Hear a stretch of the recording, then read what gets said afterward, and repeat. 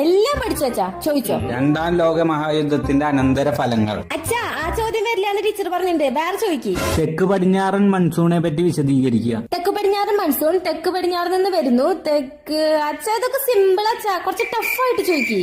Nazism കൊണ്ട് ഉദ്ദേശിക്കുന്നത് എന്ത്? അതൊന്നും ഇമ്പോർട്ടന്റ് ക്വസ്റ്റൻ അല്ല അച്ഛാ, ഞാൻ മാർക്ക് ചെയ്തിട്ടില്ല, അതിന്ന് ചോദിക്കും. കേരളത്തിലെ മണ്ണിനങ്ങൾ ഏതൊക്കെ? തുടക്കം ഒന്ന് പറഞ്ഞുതരോ?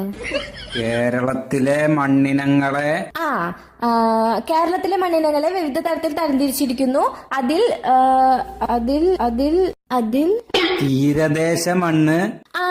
തീരദേശ മണ്ണ് എക്കൽ എന്താ? എക്കൽ മണ്ണ്. എക്കൽ മണ്ണ് തീരദേശ മണ്ണ്, എക്കൽ മണ്ണ്.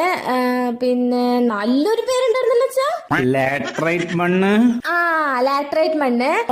പിന്നെ ഇപ്പൊ തന്നെ പഠിച്ചോളാം, ഇപ്പൊ കിട്ടും. ചുവന്ന മണ്ണ്.